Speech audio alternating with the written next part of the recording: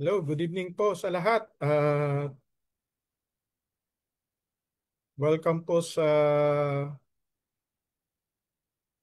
ating midweek service. Uh, Ako po ay nagpupuri sa Diyos. Bagamat tayo po ay nasa medyo kaka medyo nag-iikot-ikot uli ay yan, nakapasok na rin tayo, no? So magandang gabi po at mga kapatid, maari po bang doon sa mapapasahan ko ay pakipasa naman sa iba, sa ibang chat group, no? Itong ating,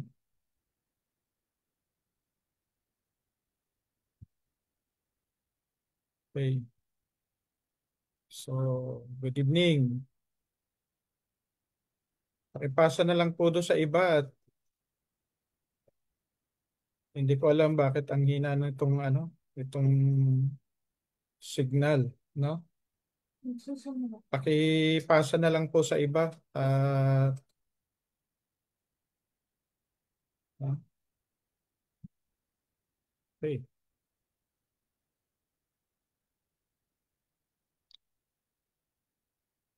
Sa mga nakaka, okay.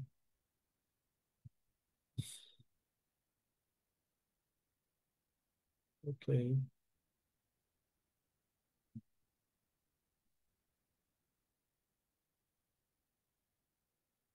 So, good evening po sa lahat, no? Okay. Okay, okay, okay.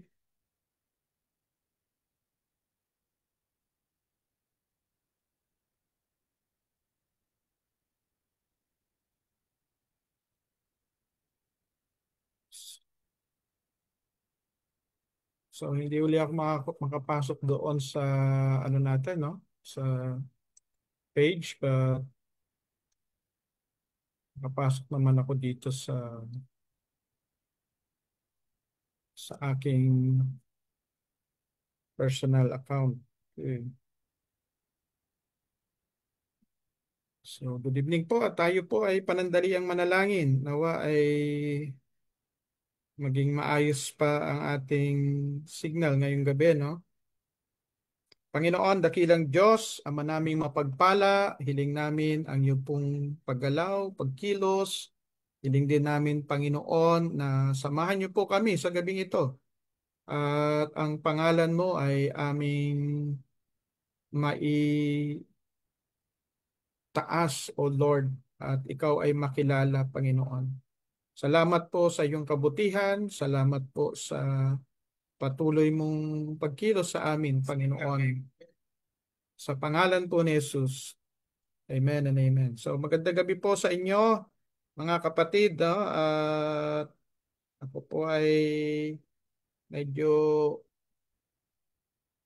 pagpaumanhin niyo at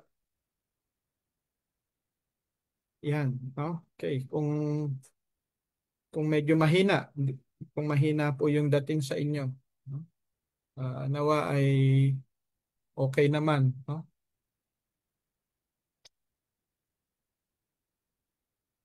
Okay. Okay.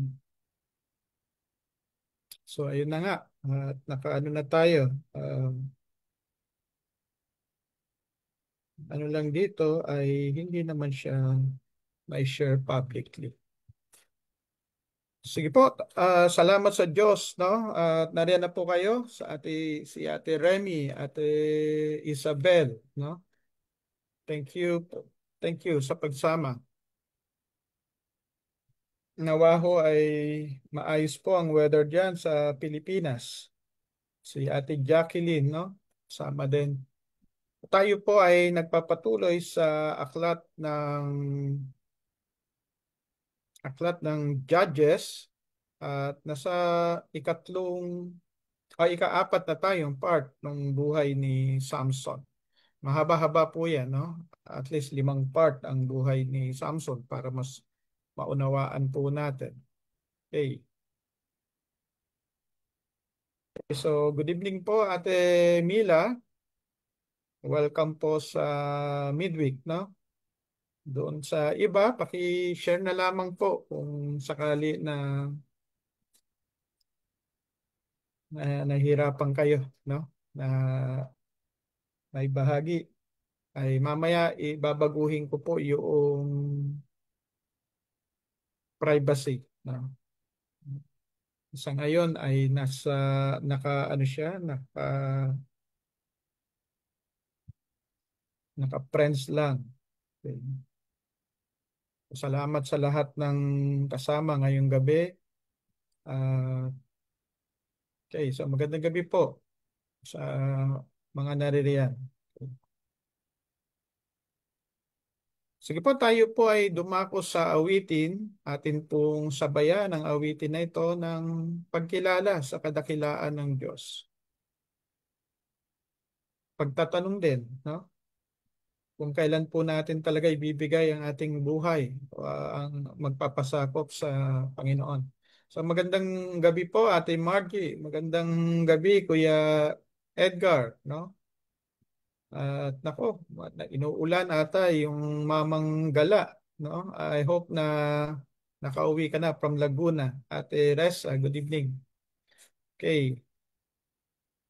So, sabayan po natin ang awitin na ito, mga kapatid.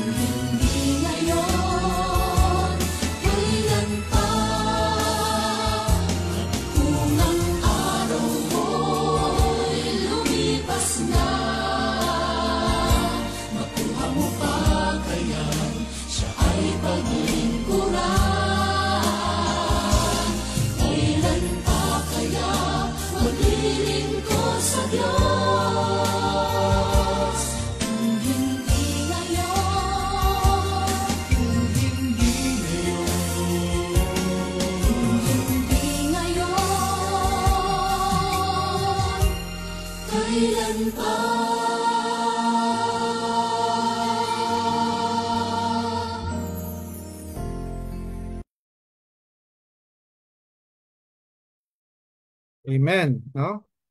Ah, napapanahon pong katanungan yon, kailan pa ba tayo maglilingkod sa Panginoon? At sa tunay, sa katotohanan lamang, tayo po ay nasa panahon na kung saan ang salita ng Diyos ay buhay na buhay at nakikita natin ang kanyang katuparan sa ating panahon, no? At sa lahat po ng naririyan sa Pilipinas, no? Ingat po kayo at pagkatapos nung isang bagyo ay may kasunod na naman na sinasabi, lalo na diyan sa bandang ah, sabi nila ay daraan daw yung typhoon category 4 or signal number 4, no? Na maaring dumaan diyan sa Metro Manila at makarating na lugar. But katulad po nung aking nasa likuran na maraming payong, nawa ay magkanlong po tayo sa Panginoon at bigyan tayo ng proteksyon ng Panginoon laban sa mula sa weather na ito, no? Salamat sa Diyos sa gabing ito. Salamat sa pagsama sa mga kapatiran. At ngayon, though tayo po ay nagulantang dito sa Taiwan dahil sa nangyari doon sa Hualien, kung saan yung isang creek ay umapaw, no? O may nasirang dam ata yun, no? Ah, at ito po ay rumagasa doon sa isang area ng Hualien. At kanina, nag-check up po tayo doon sa mga kapatid natin sa Hualien at ang mga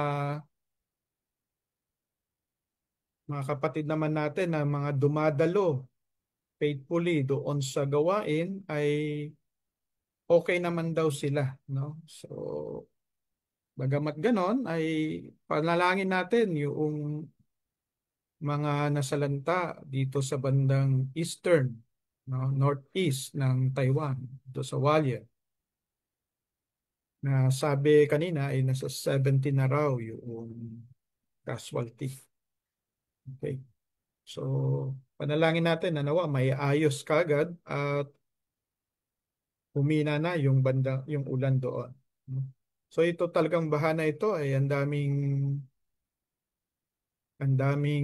ano naapektuhan, no? Kahit yung sa Nepal, sa bandang India, sa bandang Pakistan, no? May mga baha na nangyayari at maging sa Hong Kong, no? At salamat din sa Diyos sapagkat iningatan niya si Kuya Romy. Supposed to be ay kahapon yung kanyang flight to Hong Kong. Subalit ito ay na-delayed, no? Kung mas napaaga siya doon, nako ay maaring na-experience niya rin siguro, no? So, salamat sa Panginoon. At dalangin naman natin na yung mga naapektuhan ay makabangon kaagad. So, magandang gabi po, Ate Daisy, Ate Edna, Ate Beth, Ate Luz, Kuya Resty, no? Magandang gabi po sa inyo. Ate Lori, Ate Maui, na Ate Andrea. So, Ate Luz Lucy, kumusta po kayo dyan sa Bulacan? Nawa ay uh, nasa mabuti kayong kalalagayan. Ate Margie, no? Si Kuya Edgar, nawa ay nakauwi ka na galing sa iyong hanap buhay. Okay, so sige, sige po, tayo po ay dadako sa salita ng Diyos, no? At kung kayo po ay may mga patotoo, maaari niyong ilagay dyan sa comment section. At kung kayo naman ay may prayer request, pwede niyo pong ilagay dyan o pwede rin po namang ilagay o i-PM sa akin. Kung ito po ay medyo sensitibo, hindi na ho natin pag-pray publicly, but we'll rest assured na ipapanalangin po natin iyo, no, sa Panginoon. Sige po, tayo po ay dumako sa salita ng Diyos. At Nagpapatuloy po tayo doon sa series po natin sa Book of Judges, no? Okay.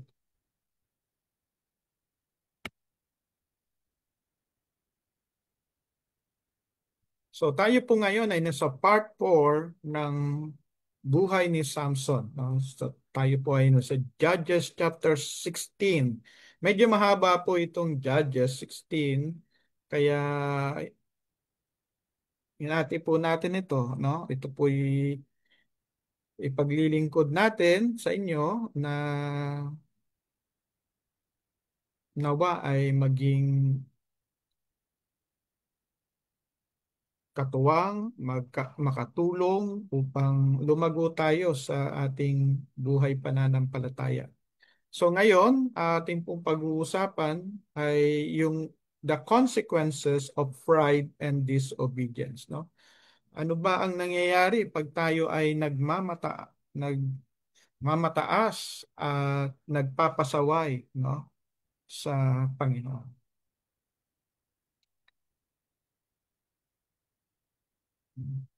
So, tayo, so hindi na siya tinutulungan ng Panginoon. Alam niyo po, dumating tayo dito sa hindi na pagtulong ng Panginoon kay Samson. Natandaan po natin iyan sa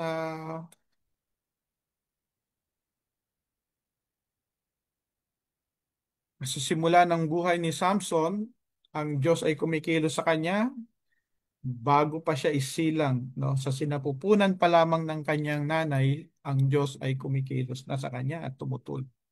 So ito po yung buod ng Judges chapter 16 verse 1 to 22.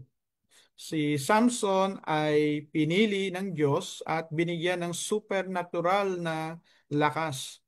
Ngunit sa mga talatang ito, sa 1 to 22, makikita natin ang pagpapabaya sa kanyang panawagan at isang trahedyang nagsira sa kanyang buhay. Hindi sa pamamagitan ng isang biglaang pagbagsak, no? Kundi sa pamamagitan ng sunod ng mga kompromiso. Pwede nga natin sabihin dito ano yung consequences of a compromised life. Okay? So magandang gabi po Ate Al, no? Nawa ay safe kayo diyan sa Cavite. Okay. So dito sa verse 1 and 2, makikita natin, mababasa natin na itong si Samson, no? Alam niya na yung history niya diyan sa pagpunta sa mga Pilisteo.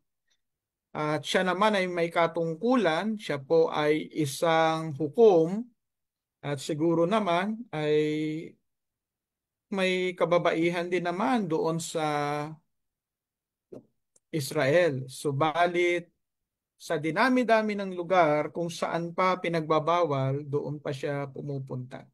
Ito po pagkakasulat. Isang araw, pumunta si Samson sa Gaza na isang lungsod ng Pilisteo. May nakilala siya roon na isang babaeng bayaran. At sumiping siya sa babae iyon, nalaman ng mga taga-Gaza na naroon si Samson. Kaya pinalibutan nila ang lungsod at binantayan ang pintuan ng lungsod buong gabi.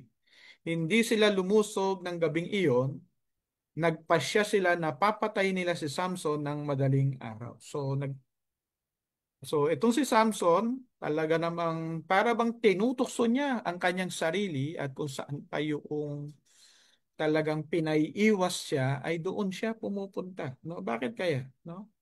Bakit kaya ganito si Samson? Okay. So muli na naman siyang pumunta sa lugar ng mga Pilisteo. Natatandaan po natin yung kanyang asawa ay galing din sa Pilisteo at doon pa man sa una ay sinaway na siya ng kanyang mga magulang. So balit nagpatuloy siya. At dito naman, bumalik pa muli itong si Samson. Okay, so pinaghandaan na siya ng mga mga Pilisteo, no, mga taga-Palestine, at siya po ay pinagplanuhang patayin sa pag madaling araw na. So ano po ang nangyari? So sumiping si Samson sa babae hanggang hating gabi lang, no? Bumangon siya at pumunta sa may pintuan ng lungsod Hinawakan niya ang pintuan at binunot at natanggal ito, pati ang mga kandado at haligi nito. Pagkatapos, pinasan niya ito at dinala sa tuktok ng bundok na nakaharap sa Hebron. Okay.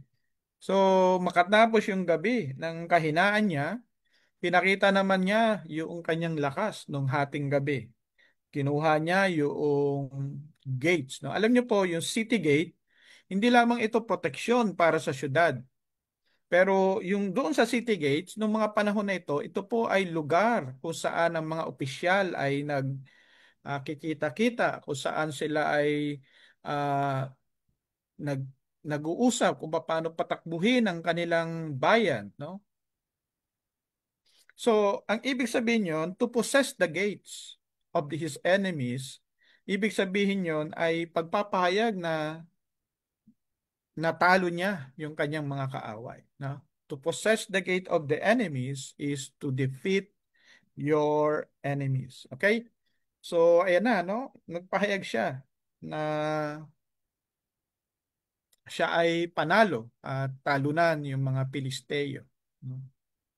Okay. So, ayan na. Nasa Hebron na naman siya, no? Siguro naman ay mananatili na siya doon at gagampanan yung kanyang misyon at panawagan bilang isang hukom ng Israel.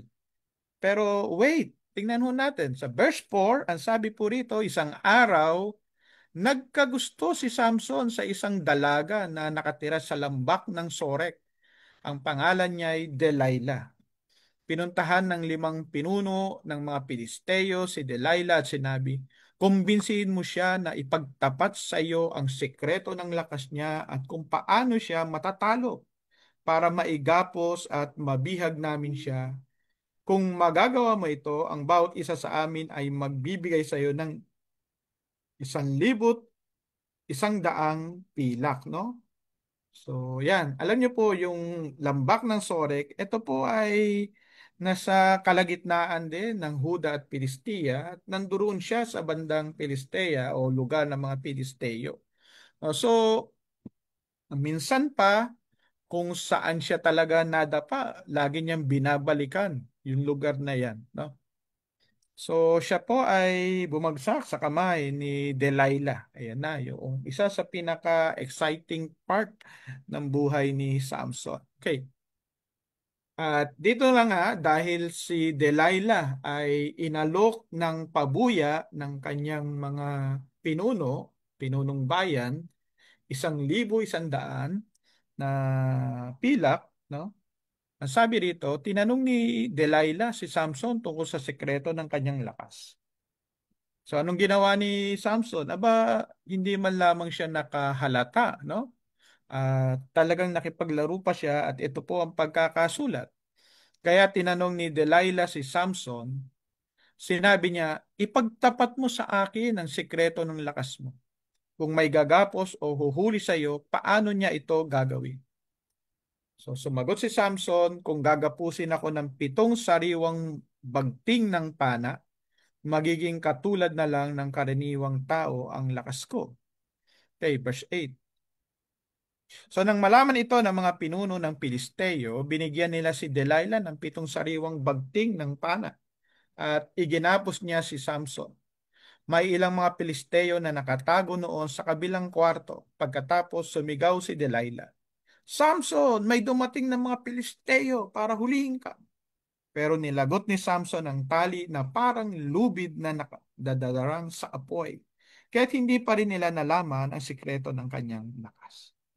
Okay, no? So ito yung una, no? Unang pagtatangka sa kanya. So ibig ba sabihin yon, pinagtangkaan na siya ay aalis? Pagpatuloy po natin, no? So patuloy pa rin tayo dito sa deception ni Delilah. So ang pangalawang pagtatanong ni Delilah, sinabi ni Delilah kay Samson, niloko mo lang ako, nagsinungaling ka sa akin. Sige na, ipagtapat mo sa akin kung paano ka maigagapos.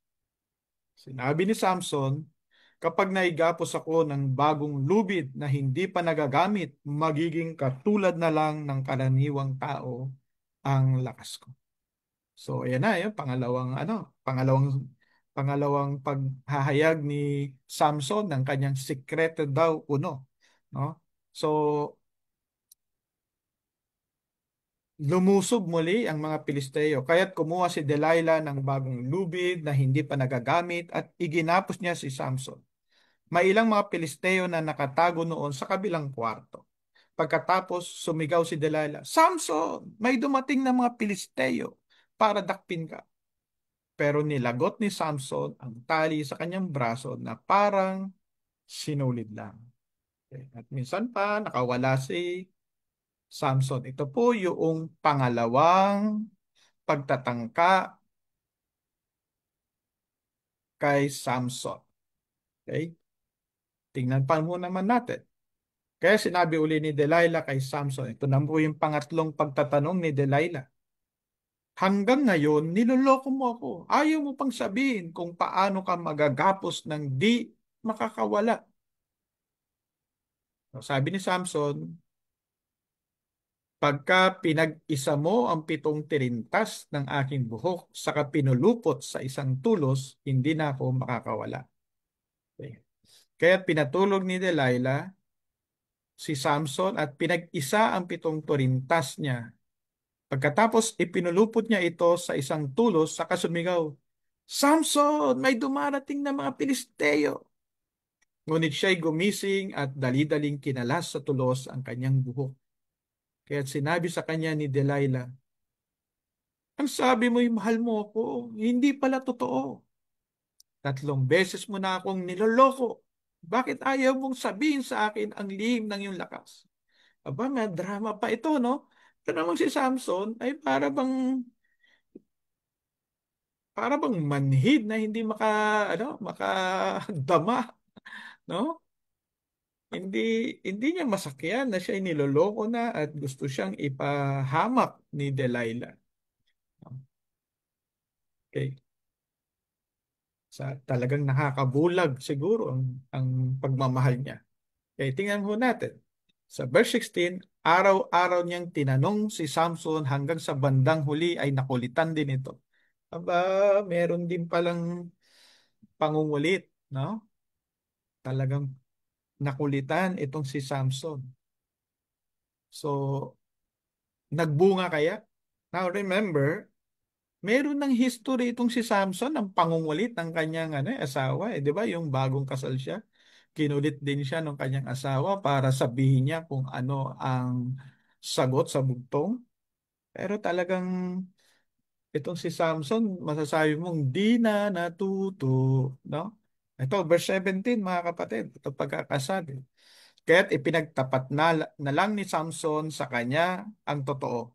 Sinabi ni Samson, hindi pa nagugupitan ang buhok ko kahit 1 beses lang, sapagkat mula sa kapanganakan ko, itinalaga na ako sa Diyos bilang isang Nazareo.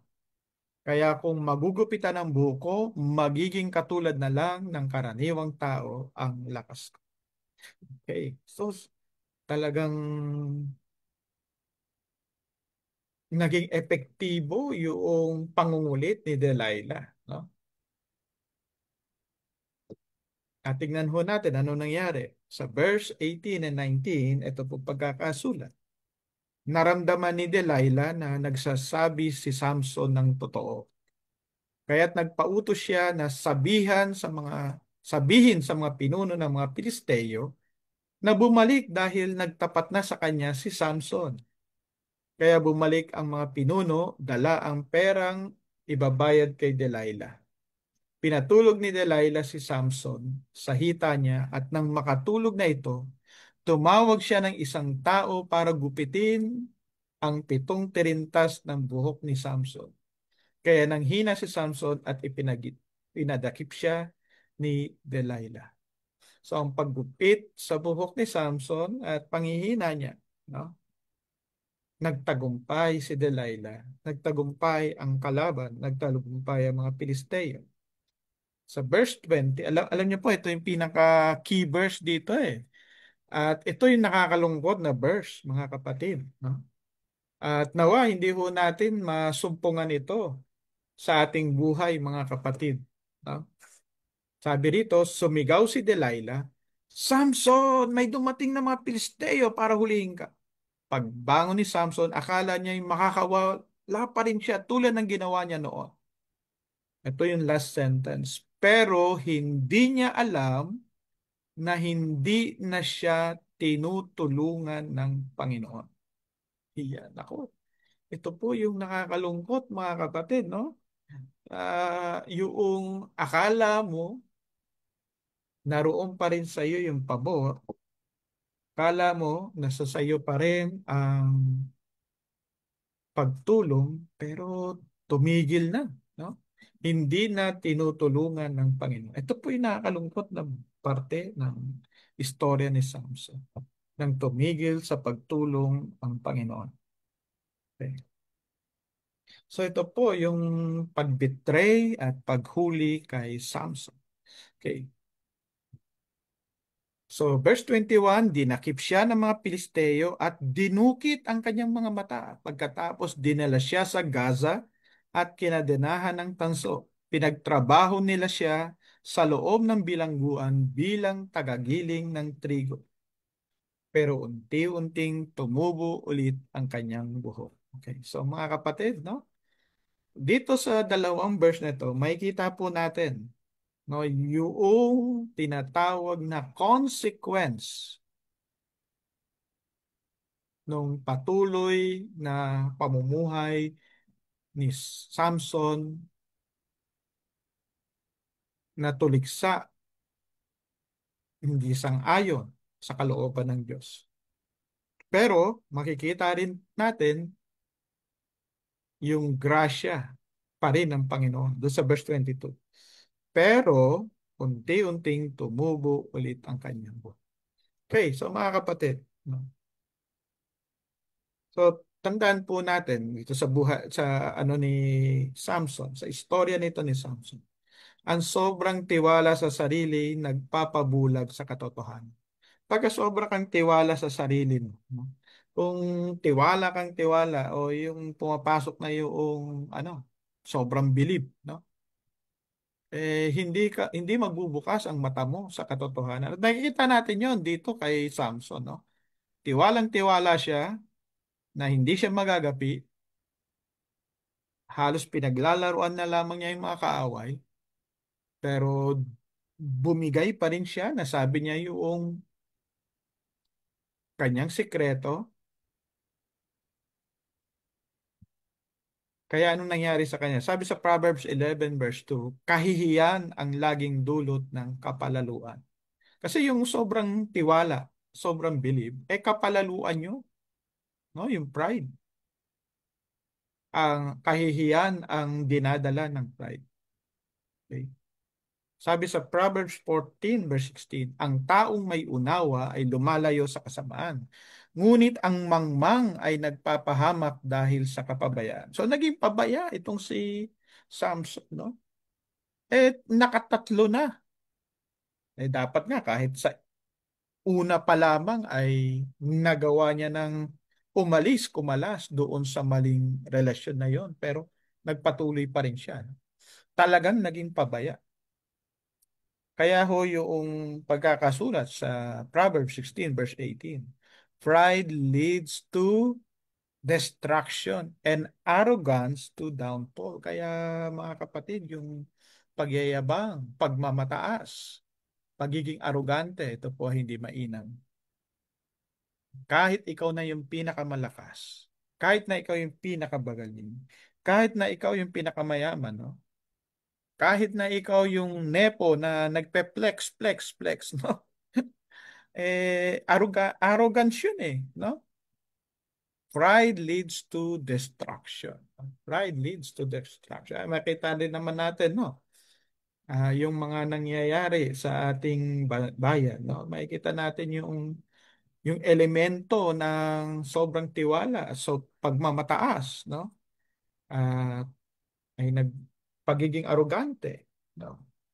Ay naglilid sa destruction. Pangalawa, ang pagnanasay nakakawala ng sariling bait. No? Yung pagnanasa, yung flesh nito, no? Yung lust, mga kapatid. Nawala talaga yung common sense ni Samson.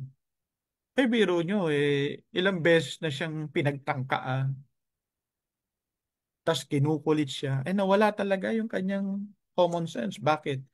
Dahil doon sa silakbo ng kanyang damdamin, dahil doon sa tulak at pagtulak ng kanyang ano, ng kanyang pagnanasa sa laman, no?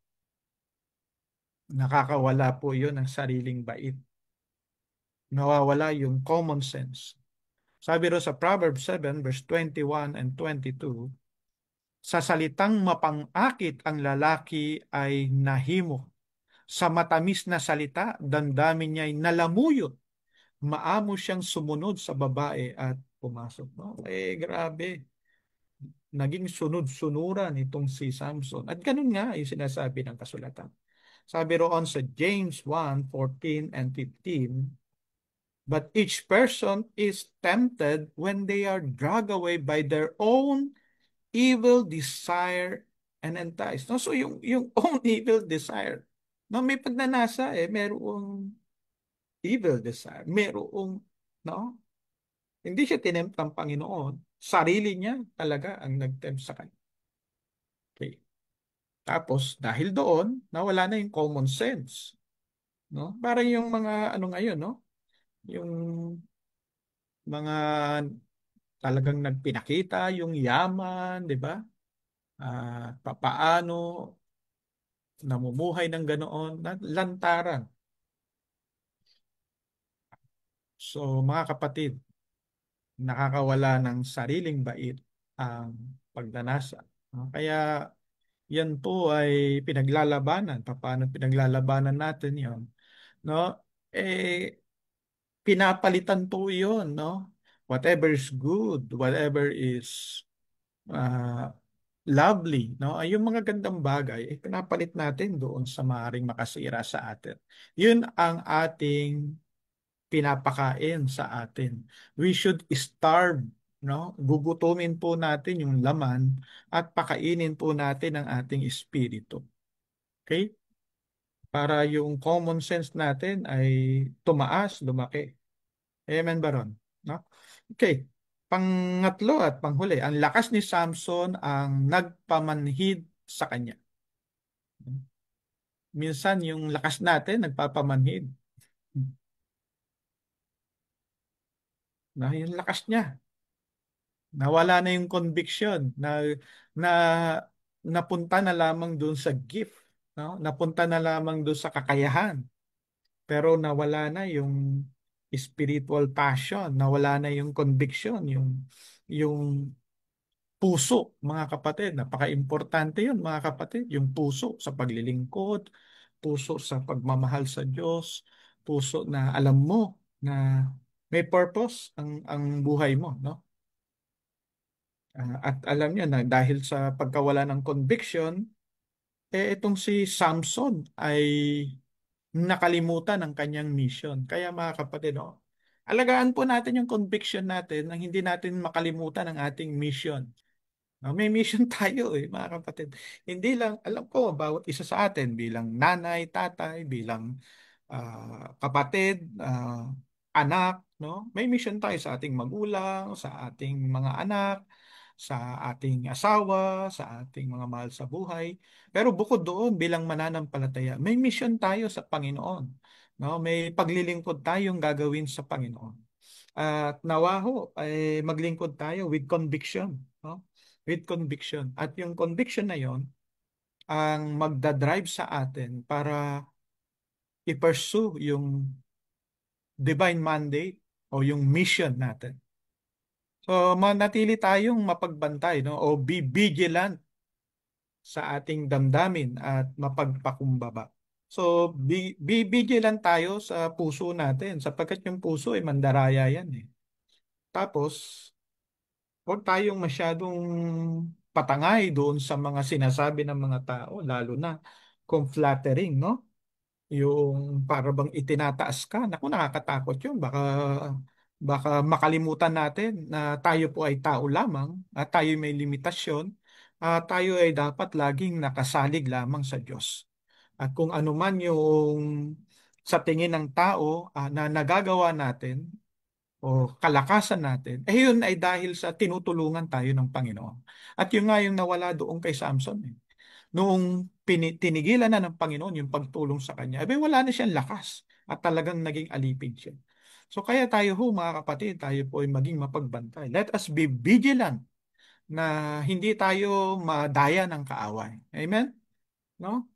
O, maging vigilant po tayo. Kasi namumuhay tayo sa kahuli-hulihang panahon na kung saan talaga yung kadiliman ay talagang matindi, no? Yung hatak ng laman, hatak ng mundo, hatak ng mga bagay dito sa mundo ay parang nakakabulag, no?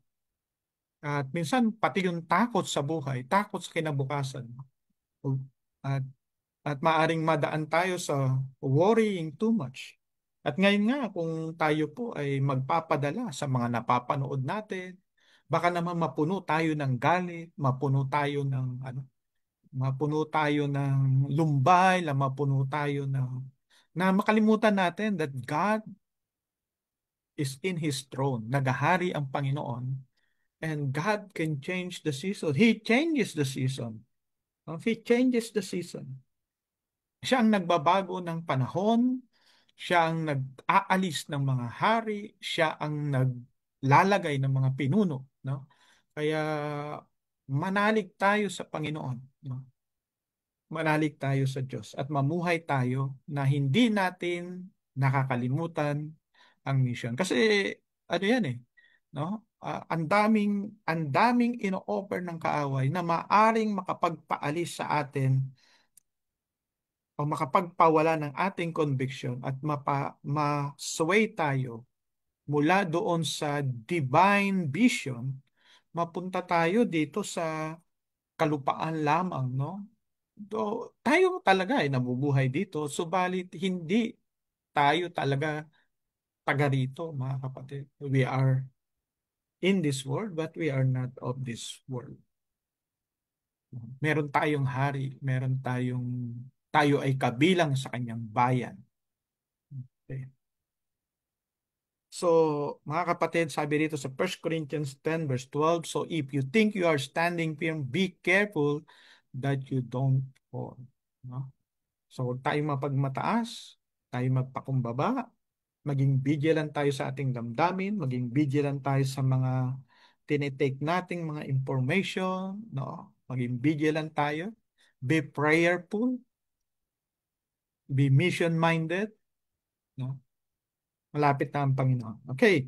So, mga mainam na tandaan natin bago tayo magtapos. Ang Diyos ay maawain at sagana sa biyaya, ngunit hindi ito lisensya upang magpakasama. Hindi po lisensya na sabihin mo, oh, pwede naman akong mag-confess ng sin, pwede naman akong mag-repent, therefore, gagawin ko muna itong mga bagay na ito. No? Hindi ho lisensya ang biyaya at awa ng Panginoon para tayo magpakasama. Okay. Pangalawa, ang puso'y mandaraya. Lagi natin tandaan ito. Ang puso'y mandaraya, no, yung damdamin, dapat itong ingatan sapagkat ang pagnanasay mapangakit at mapanira. Yan, no? Hindi na natin naisulat yung mapanira. Ang kasalanan ay nagdudulot ng kahinaan at pagkabigo. Ang kasalanan ay nagdudulot ng kahinaan at pagkabigo. Pagkatalo. Kung gusto mong mamuhay ng matagumpay, mamuhay ka ayon sa kalooban ng Panginoon. Ang pagmamataas at bilib sa sarili ay nakakasira. Nakakasira, nakakawala ng sariling bait, nakakawala ng common sense, nabubulag tayo. Pinagtatangkaan na tayo, tinatali na tayo ng kaaway. Dahil nakita mo na talagang maawain at tumutulong ang Diyos, maring ikaw ay nagiging manhid, nawawala na yung conviction, nagpapatuloy ka. Tigilan po natin yon, bumalik tayo sa Panginoon, bumalik tayo sa mission, at bumalik tayo mga kapatid sa kalooban ng Diyos. So manatili tayong mamuhay ayon sa layunin, ayon sa panawagan ng Diyos. Nawa hindi ho tayo mabulag at hindi dukutin ng kaaway ang ating mga mata. Hindi ho tayo gawing alipin na katulad ni Samson na dating hukom ay naging alipin ng kanyang mga kaaway. Nais ng Diyos na tayo magtagumpay, mga kapatid.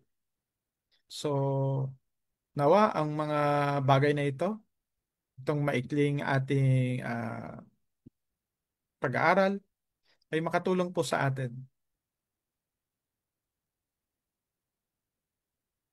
Makatulong na ang concentration po natin ay hindi lamang dito sa, hindi ho tayo magpadala doon sa mga ginagawa na sa mga nakapalibot sa atin.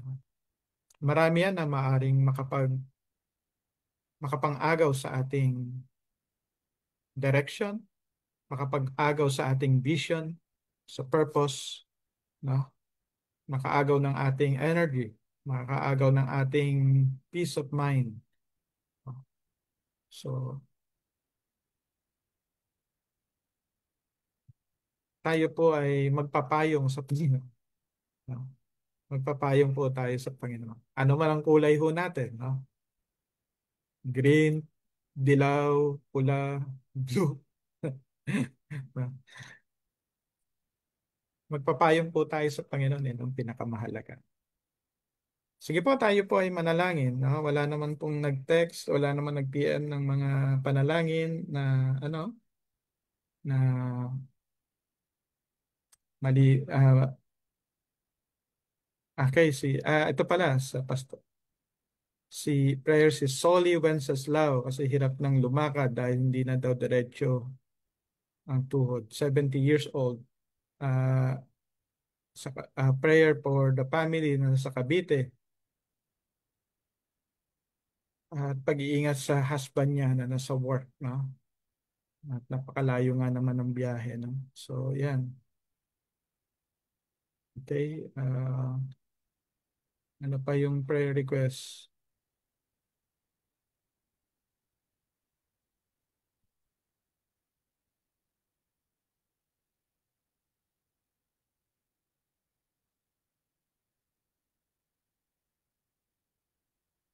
Sige, tayo po ay manalangin, no? So, as of now, dalawa yung prayer request, yung panalangin para sa asawa, sa pamilya sa Cavite, pag-uwi ng asawa, pag-iingat, no? Mula doon sa kay ah, kay Wenceslao. Sige, tayo po ay manalangin, no? Ganun din sa pamangkin ni Ate Ellen. Panalangin po natin. Panginoon, dakilang Diyos, Ama naming mapagpala, sa gabing ito, Panginoon, dinadalangin namin ang pamangkin ni Ate Ellen. Panginoon, dalangin namin ang kalakasan na nagmumula sa iyo. Dalangin namin ang iyong mapagpalang kamay, O Diyos, ang gumalaw at kumilos. Sa Kanya, Panginoon, at sa lahat ng pangangailangan, kayo po ang tumugon. Also take this opportunity, Lord, to pray para doon sa aking mga pinsan, Panginoon, sa pagyao ng kapatid ng aking tatay, Panginoon, na nanay nila, dalangin ko po, O Diyos, na bigyan niyo po sila ng kapayapaan at bigyan niyo po sila ng katiyakan, Panginoon, sa buhay, Panginoon. Abutin niyo po sila. At sa panahon ng kalungkutan, nawa ay ma maranasan nila ang inyong yakap. Pinapanalangin ko rin po, Panginoon, ang pagpunta ni Kuya Romy para sa mission sa Hong Kong. Dalain ko po, O Diyos, na ang pag-iingat mo, Panginoon, at nawa maging matagumpay ang mission niya sa Hong Kong. Panginoon, dinadalain ko po si Wenceslao, si Solly Wenceslao na nawa kayo po ang Diyos na magpalakas sa kanyang tuhod, sa kanyang mga buto, O Lord. At nawa ay makalakad siya, Panginoon, ng mainam, Lord. Dinadalangin din, Panginoon, ang pamilya sa Cavite, O Diyos, na maging safe sila mula sa bagyo, Panginoon, at yung pag-uwi ng kanyang asawa, Panginoon, mula sa biyahe, pagpasok at pag-uwi. na sobrang napakalayo ang pag-iingat mo, pagkalinga, Panginoon, sa pangalan ni Jesus.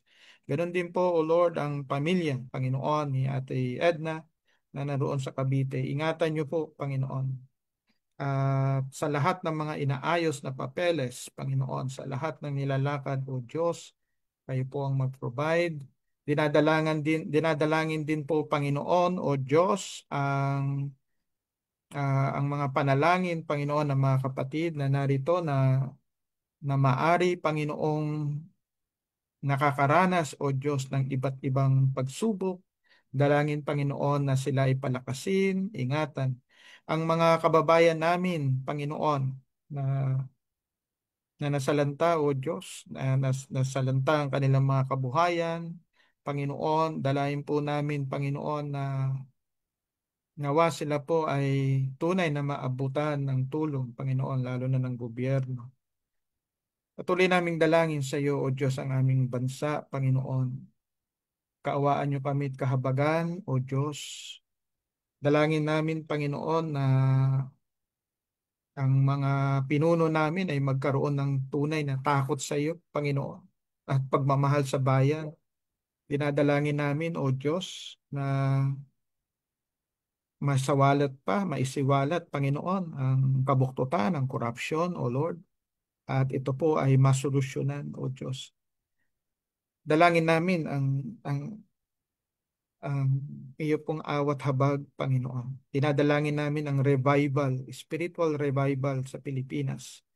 Yung tunay na panunumbalik sa iyo, O Diyos, ng mga tao, Panginoon.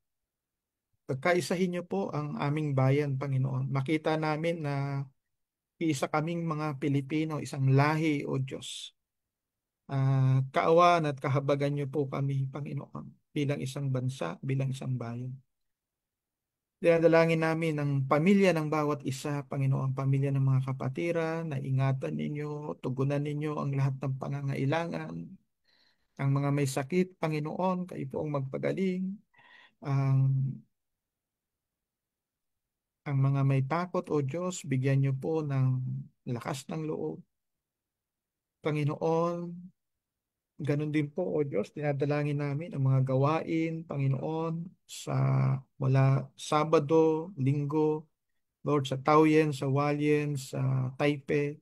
Panginoon, ang kahabagan ninyo, ang salita ninyo, ang kalooban ninyo ay maipahayag. Patuloy pa, O Diyos, na kayo ang magdala ng mga lalaki at babae na sasamba sa iyo sa katotohanan.